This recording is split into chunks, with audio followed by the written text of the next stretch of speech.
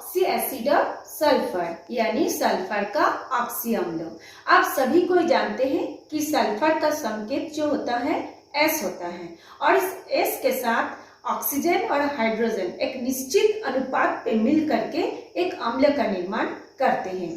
तो सल्फर के जो ऑक्सी अम्ल हैं वो कितने प्रकार के हैं और कौन कौन से हैं उसके बारे में पूरे डिटेल्स में जानने के लिए आप सभी व्यूअर्स को मेरे YouTube चैनल सिलेबस गाइडेंस में स्वागत है। तो चलिए शुरू करते हैं। आज हमारा topic oxy acid of sulphur. Oxy acid of sulphur. तो सल्फर के दो प्रकार के एसिड होते हैं। एक होता है अस या US, एक होता है इक IC या फिर इक बोलते हैं। दो प्रकार के एसिड सल्फर के बनते हैं, एक अस एसिड, एक इक एसिड। जैसे अस एसिड, अस से क्या होगा सल्फ्यूरस, लास्ट में क्या आया अस, तो ये सल्फ्यूरस। नीचे एक और है देखिए सल्फ्यूरिक, तो ये हो गया इक एसिड। तो ऐसे ही सल्फर के बहुत सारे ऑक्सी एसिड बनते हैं। तो हमने उनमें से जो मेन 5 एसिड है उसके बारे में आज हम आपको इस क्लास में पूरे डिटेल्स में बताएंगे। तो सबसे पहले आता है सल्फ्यूरस एसिड। ये सल्फ्यूरस एसिड सल्फर के साथ एक निश्चित रेशियो में हाइड्रोजन और ऑक्सीजन मिलकर के सल्फ्यूरस एसिड बनाया है, जिसका फॉर्मूला है H2SO3।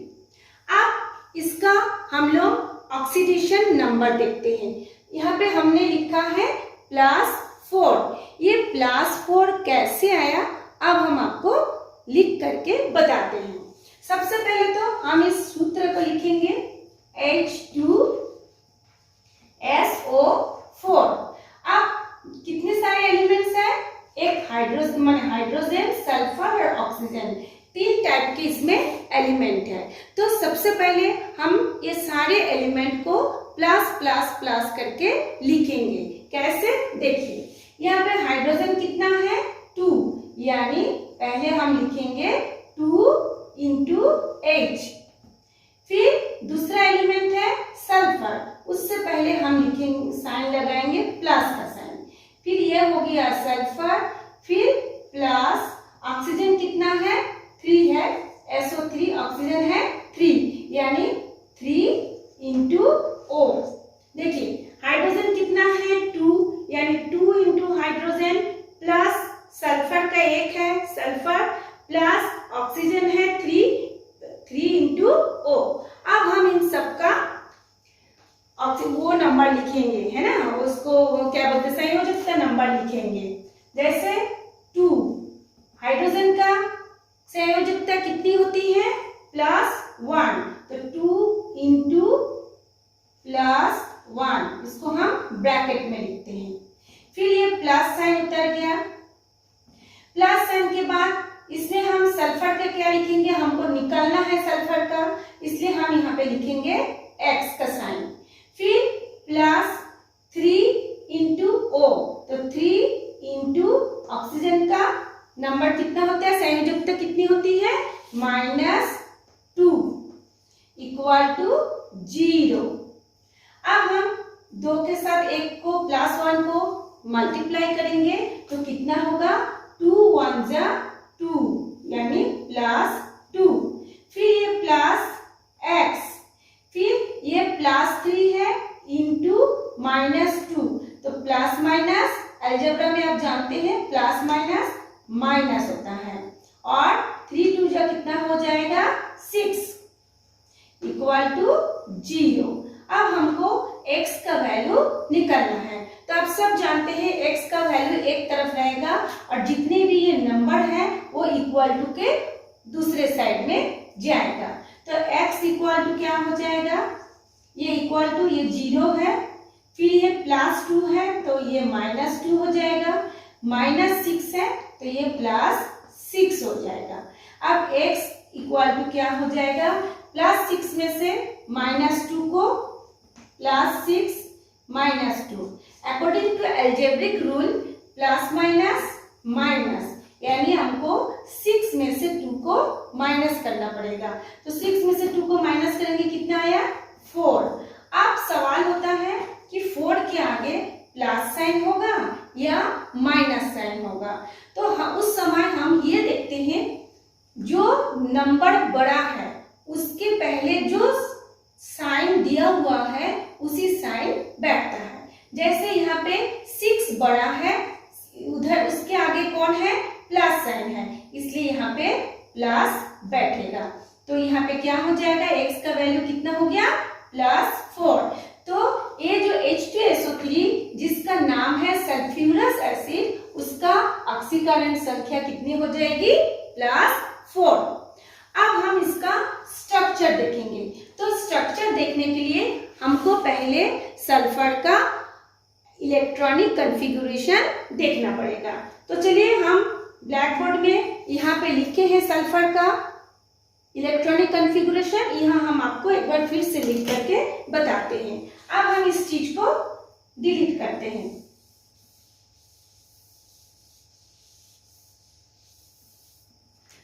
सल्फर का एटॉमिक नंबर होता है 16।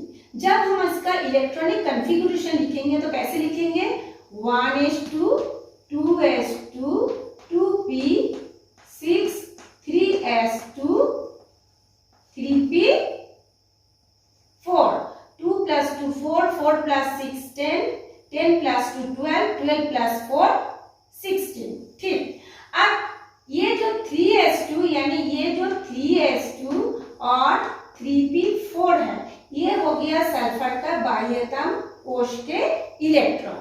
ठीक है, तो उसके बाह्यतम कोश में कितने इलेक्ट्रॉन है, 6, यानी 6 इलेक्ट्रॉन वो किसी और के साथ साझा करके बॉन्ड बना सकते हैं। लेकिन अभी अभी हमने देखा कि ये जो सल्फ्यूरस एसिड है उसकी ऑक्सीकरण संख्या हो गई +4। इससे हमको ये पता चलता है ये जो सल्फ्यूरस एसिड का जो स्ट्रक्चर बनेगा उनमें से 6 में से केवल 4 इलेक्ट्रॉन ही दूसरे तत्वों के इलेक्ट्रॉनों के साथ साझा करेंगे, शेयरिंग करेंगे, करके बॉन्ड बनाएंगे, और बाकी जो ये 2 इलेक्ट्रॉन है वो उसमें अवशेष के रूप में बचा रहेगा। तो देखते हैं कैसे होता है। चलिए अब हम उसको देखते हैं। ये देखिए, ये है सल्फर। सल्फर का ऑक्सीकरण संख्या 4, लेकिन उसके बाह्यतम कोश में इलेक्ट्रॉन है 6। तो 4 कैसे हुआ, 1 2 3, ये 4, और ऊपर में ये हो गया 2 6, जो 6 में से ये जो 2 है वो बचा है। अब ये 4 में से एक OH के साथ जुड़ गया, ये OH है, O का इलेक्ट्रॉन, और ये सल्फर का इलेक्ट्रॉन, दोनों मिलाकर के ये बॉन्ड बना लिया। ठीक, फिर इसी तरह से सल्फर का यहाँ एक और इलेक्ट्रॉन है, वो भी फिर OH, यहाँ भी एक तो है, ऑक्सीजन का एक इलेक्ट्रॉन और सल्फर का एक इलेक्ट्रॉन मिलके यहाँ पर भी एक बॉन्ड का फॉर्मेशन हुआ। तो यहाँ पे कितनी बॉन्ड हो गई, ये 2। अब इसके पास 2 इलेक्ट्रॉन और बचा है, तो यहाँ एक ऑक्सीजन है। ऑक्सीजन का बाह्यतम कोश में कितने इलेक्ट्रॉन होते हैं, 6। तो 1 2 3 4 5 6, इन 6 में से ये सल्फर का 2 इलेक्ट्रॉन और ऑक्सीजन का 2 इलेक्ट्रॉन आपस में 2 इलेक्ट्रॉनों का शेयरिंग करेंगे, तो फिर 2 बॉन्ड बनेगा, ये एक और ये एक। अब सवाल होता है कि 2 बॉन्ड क्यों बनाया, क्योंकि आप सभी को पता होगा हर एक तत्व चाहता है मैं स्थायी रूप से बने रहूं, मुझे और किसी की जरूरत ना पड़े, इसलिए सब कोई चाहते हैं कि मेरे बाह्यतम कक्ष पूरी तरह से भरा हो। और ऑक्टेट जो रूल होते हैं, ऑक्टेट रूल आप सब जानते हैं, जिसके बाह्यतम कक्ष में 8 इलेक्ट्रॉन यदि वो पूरा हो जाता है तो वो स्थायी बन जाता है। तो ऑक्सीजन के बाह्यतम कोश में पहले कितने इलेक्ट्रॉन था, 6, 1 2 3 4 5 6।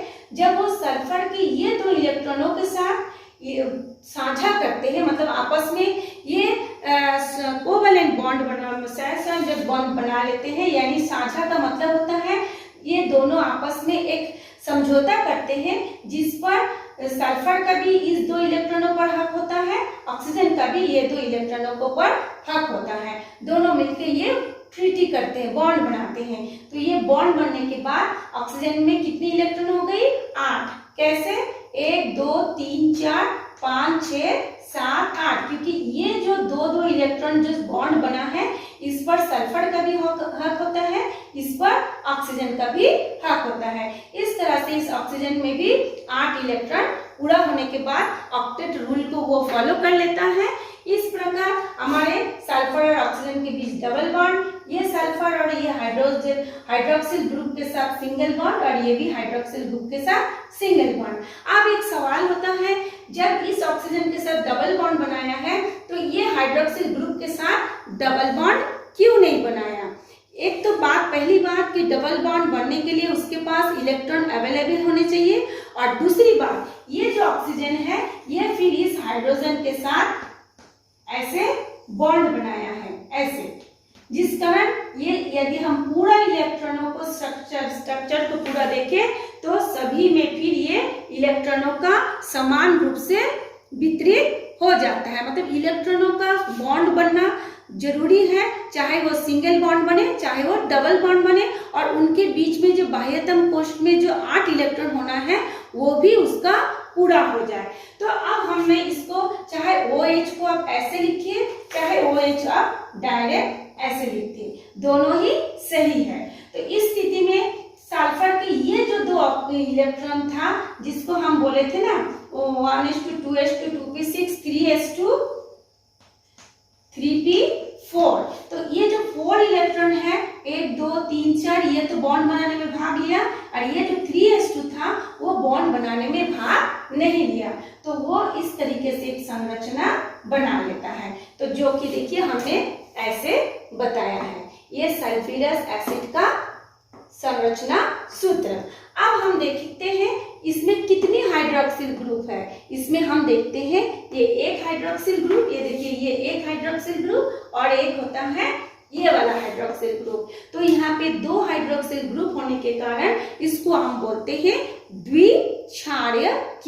OH ग्रुप को क्षारीय ग्रुप माना जाता है, जैसे NaOH KOH ये क्षारीय यौगिक होते हैं, इसलिए यहाँ पे 2 हाइड्रोक्सिल ग्रुप होने के कारण इसको बोलते हैं द्विक्षारीय। ये था आप लोगों का सल्फ्यूरस एसिड। सेम इसी तरह से हमने यहाँ पे 4 और एसिड के बारे में, ऑक्सी एसिड के बारे में बताया है, उसका भी इसी तरीके से आपको निकालना पड़ेगा। तो चलिए हम दूसरा देखते हैं। आप दूसरा है सल्फ्यूरिक एसिड, इसका फॉर्मूला है H2SO4। अब इसका ऑक्सीडेशन नंबर है +6। अब हम इसको भी आपको बताते हैं कि +6 कैसे आया, बाकी आप सेम प्रोसेस से बनाते जाएंगे, आपको सारे के सारे निकल जाएगा। तो पहले भी हमने +4 को बताया, अब हम बताते हैं +6। सबसे पहले वही सेम प्रोसेस H2SO4 हम फॉर्मूला लिखेंगे H2SO4। अब इसमें कितने एलिमेंट है? 3, हाइड्रोजन एक एलिमेंट, सल्फर एक एलिमेंट, ऑक्सीजन एक एलिमेंट। अब हम तीनों एलिमेंट को पहले हम लोग लिख लेते हैं, प्लस प्लस करके जोड़ते जाएंगे। जैसे हाइड्रोजन लिखेंगे, ये हाइड्रोजन हो गया, लेकिन हाइड्रोजन कितना है? 2 है, तो हम लिखेंगे 2H, फिर प्लस, फिर हम लिखेंगे सल्फर, फिर प्लस। अब हम लिखेंगे ऑक्सीजन, ऑक्सीजन की संख्या कितनी है? 4, तो हम लिखेंगे 4O। ठीक है, अब हम इन सबका क्या निकालेंगे? सल्फर का हम ऑक्सीकरण संख्या निकालेंगे, तो इसको बराबर करके हम 0 कर देते हैं। अब 2 हाइड्रोजन, 2 इंटू हाइड्रोजन की संयोजकता में इससे पहले भी बताई थी +1 होती है, तो यहाँ पे हो जाएगा +1 ब्रैकेट में, फिर प्लस सल्फर का निकालना है इसलिए X, फिर +4 इंटू ऑक्सीजन का कितना होती है संयोजकता? -2 इक्वल टू 0। अब हम इन सबको गुना करेंगे, 2 एका 2 यानी +2, फिर +X, फिर 4 +4 है -2 है, अलजेब्रिक रूल में प्लस माइनस माइनस, और 4 के साथ 8 को गुना करेंगे तो कितना होगा? 4 2 जा 8 इक्वल टू 0। अब हम x का वैल्यू निकालते हैं, तो जिसका वैल्यू निकालेंगे वो लेफ्ट साइड में होगा। तो x इक्वल टू 0 माइनस 8 है तो ये +8 हो जाएगा, माइनस +2 है तो ये -2 होता है, क्योंकि इक्वल के इधर से इधर लाएंगे तो ये जो साइन होता है वो साइन चेंज होता है। अब हम देखते हैं x का वैल्यू क्या हो जाएगा, 0 +8 में से -2 को घटाएंगे यानी +8 -2 प्लस माइनस 8 में से 2 गया 6। अब साइन कौन सा होगा, क्योंकि 8 बड़ा है, 8 के इधर जो साइन है वही साइन नीचे लिखाता है, यानी ये +6। तो 0 + 6 तो क्या हो जाएगा, इक्वल टू +6 हो गया। देखिए हमारा ये ऑक्सीकरण संख्या +6 आ गया। आपको मैं दोबारा फिर बता दी, पहले भी एक तो बताई थी, दोबारा भी ऐसे बताई हूँ। इसी तरह से आप सबका ऐसे ऐसे करके निकालेंगे। फिर कोई अगर दिक्कत होगा तो आप कमेंट्स करेंगे, हम आपको फिर से बता देंगे। तो ये हो गया आपका +6। उसके बाद अब हम देखते हैं इसका संरचना कैसे बनता है। फिर सेम वैसे ही सल्फर का ऑक्सीजन एटॉमिक नंबर होता है 16, 1s2, 2s2, 2p6, 3s2, 3p4, यानी इसका बाह्यतम कोश में कितना इलेक्ट्रॉन है, 2 और 4। तो 2 और 4, लेकिन इसका जो ऑक्सीकरण संख्या भी कितना है, +6, यानी सल्फर जो है वो 6 इलेक्ट्रॉन, अपना जो 6 इलेक्ट्रॉन है उस 6 इलेक्ट्रॉन से वो दूसरे और तत्वों के 6 इलेक्ट्रॉनों के साथ साझा करेंगे, कोवैलेंट बॉन्ड बनाएंगे, बना करके उसकी संरचना का निर्माण करेंगे। तो ये सल्फर है, सल्फर के 6 इलेक्ट्रॉन अब हम लिखेंगे, ये हो गया सल्फर। तो 1 2 3 4, ये 5 और एक 6 हो गया। ठीक, अब 6 में क्या हो गया, ऑक्सीजन के साथ जुड़ेगा और किसके साथ जुड़ेगा, हाइड्रोजन। तो ये जो हाइड्रोजन है और ये जो ऑक्सीजन है ये हाइड्रोक्सिल ग्रुप बना करके जुड़ता है। हम सभी को जानते हैं हाइड्रोक्सिल ग्रुप जो होता है जिसको OH से दर्शाया जाता है। तो इसमें 2 हाइड्रोजन है यानी 2 ऑक्सीजन को ले लेगा, तो यहाँ पे एक हाइड्रोक्सिल ग्रुप हो गया।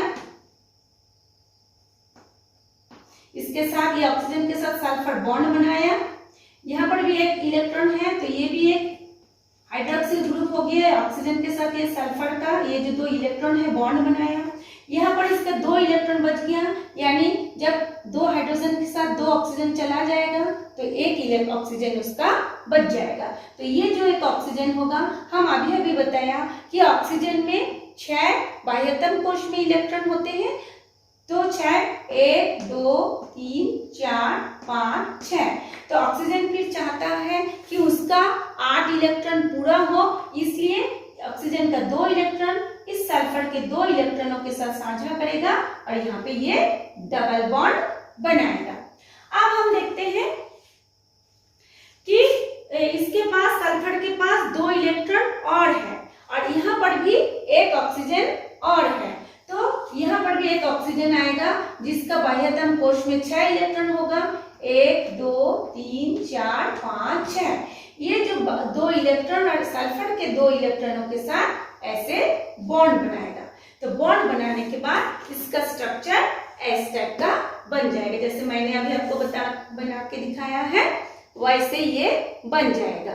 तो ये हो गया +6, यानी उसका बाह्यतम कोश में भी 6 इलेक्ट्रॉन है और इसकी जो ऑक्सीकरण संख्या है वो भी +6 है, जिस कारण इसमें 6 के 6 इलेक्ट्रॉन दूसरे तत्वों के साथ आपस में मिल करके बॉन्ड का निर्माण किया और इसका संरचना सूत्र इस टाइप का बन गया।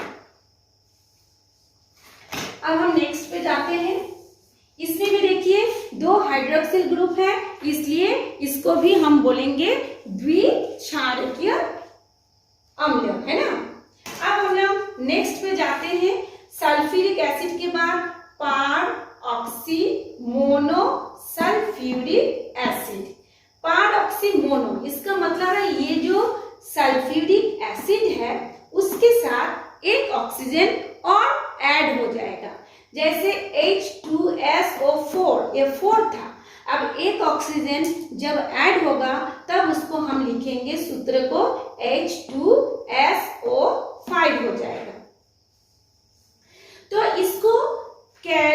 अम्ल भी कहा जाता है, कैरो एसिड या कैरो अम्ल। कभी कभी एग्जाम में पूछा जाता है कैरो अम्ल का आप सूत्र लिखिए, तो आपको लिखना पड़ेगा H2SO5।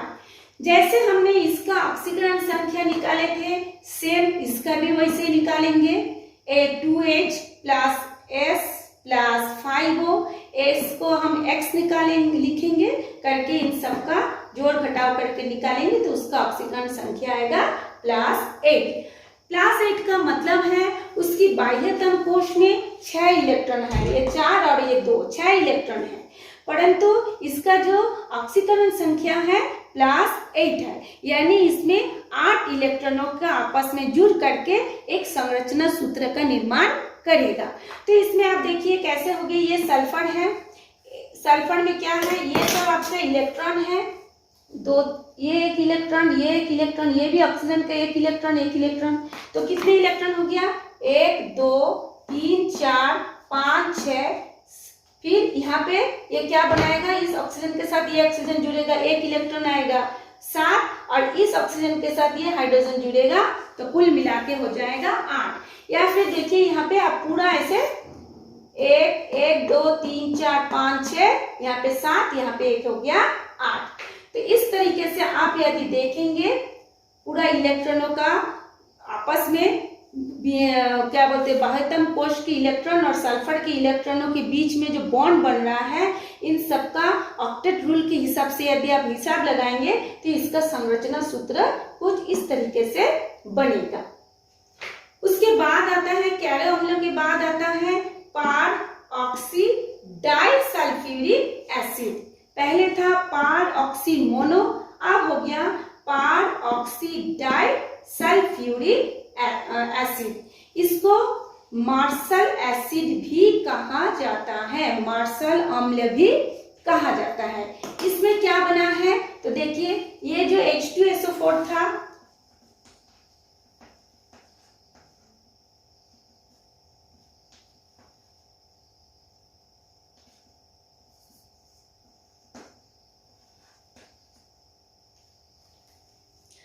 ये जो H2SO5 था, पारऑक्सी सल्फ्यूरिक एसिड, जो कैरो अम्ल जिसको हम बोलते हैं, इस कैरो अम्ल के साथ यदि सल्फर ट्राइऑक्साइड SO3 ऐड हो जाता है, तब आपका बनता है मार्शल अम्ल। आप हमेशा याद रखेंगे, ये जो कैरो अम्ल, सल्फ्यूरिक अम्ल में एक ऑक्सीजन जुड़ेगा तो कैरो अम्ल बनेगा। इस कैरो अम्ल के साथ यदि सल्फर ट्राइऑक्साइड मिल जाता है तो आपका मार्शल अम्ल बनेगा। ये आपको याद रखने में सुविधा है। सल्फ्यूरिक अम्ल, ऑक्सीजन जुड़ा, कैरो अम्ल, सल्फर ट्राइऑक्साइड जुड़ा तो मार्शल अम्ल। इसका भी ऑक्सीकरण संख्या कैसे होगी, +6। और यदि हम यहाँ पे इसका स्ट्रक्चर देखें तो यहाँ पे कितनी सल्फर है, 2। पहले हमको ये 2 सल्फर लिख लेना है। फिर उसके बाद हम देखते हैं 2 हाइड्रोजन है। कितने हाइड्रोजन है, 2। तो 2 हाइड्रोजन है तो 2 ऑक्सीजन के साथ जुड़ करके वो हाइड्रोक्सिल ग्रुप बनाएगा। जैसे दोठों में हाइड्रोक्सिल ग्रुप है, इसमें भी है, तो यहाँ पे 2 हाइड्रोक्सिल ग्रुप बनाया। तो इस एक सल्फर के साथ एक हाइड्रोक्सिल ग्रुप, दूसरे सल्फर के साथ दूसरा हाइड्रोक्सिल ग्रुप जुड़ गया। अब 8 में से 2 ऑक्सीजन चला गया हाइड्रोक्सिल ग्रुप में, अब बचा कितना, 6। अब इस 6 को इस सल्फर के 3-3 करके हिस्सा होगा।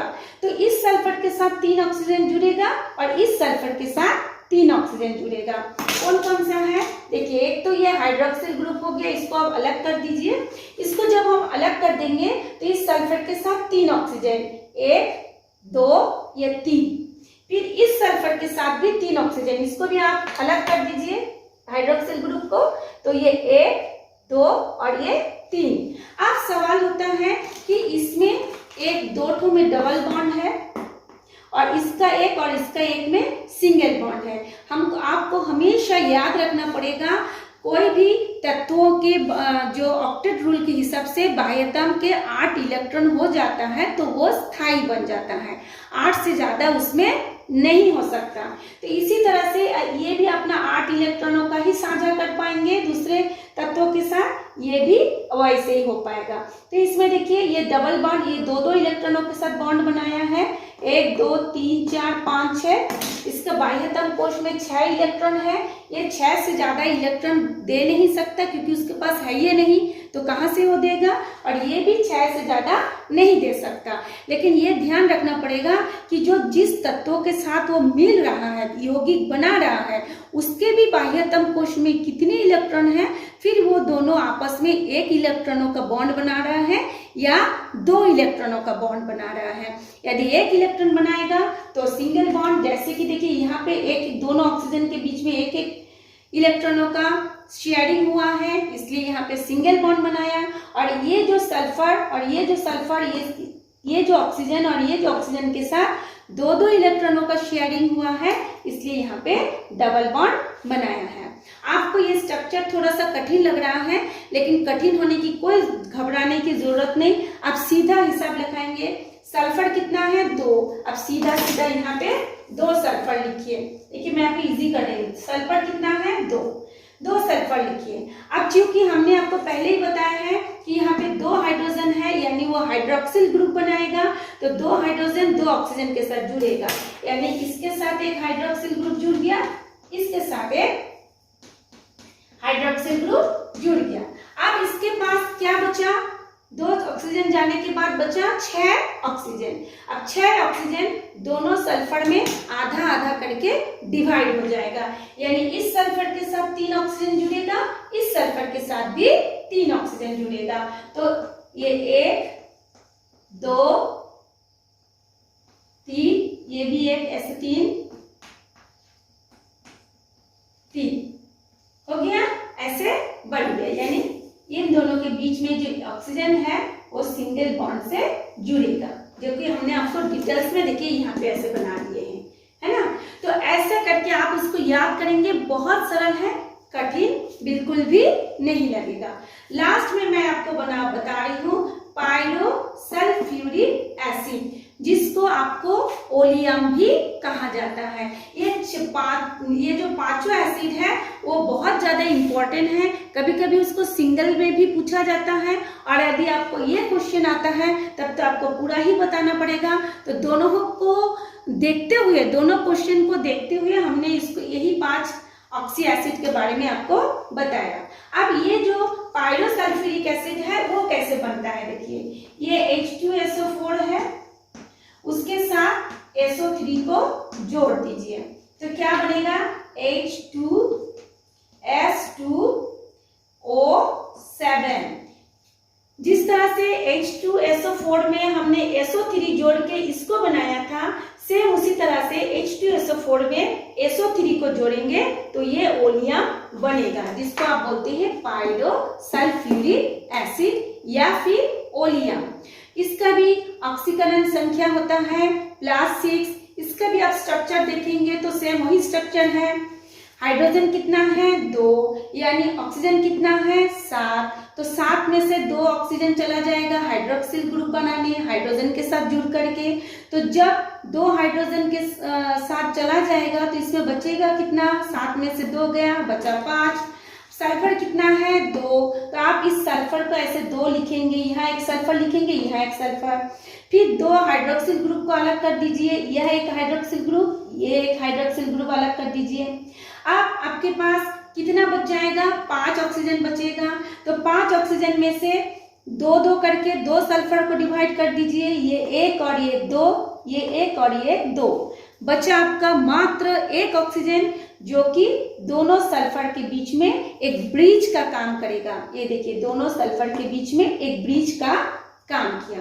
अब इन दोनों स्ट्रक्चर में क्या अंतर है, इसमें ऑक्सीजन की संख्या थी 8, इसमें ऑक्सीजन की संख्या है 7, इसलिए ये 2 सल्फर के बीच में 2 ऑक्सीजन मिलके एक ब्रिज बनाया था, और यहाँ पे 1 ऑक्सीजन बीच में आके दोनों सल्फर के बीच में एक ब्रिज का निर्माण किया है।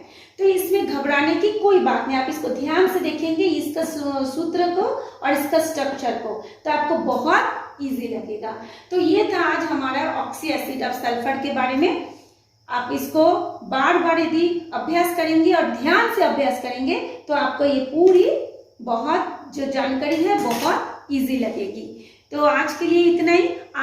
हम आपको फिर से मिलेंगे एक नए वीडियो के साथ। तब तक आप इसको समझते रहिए।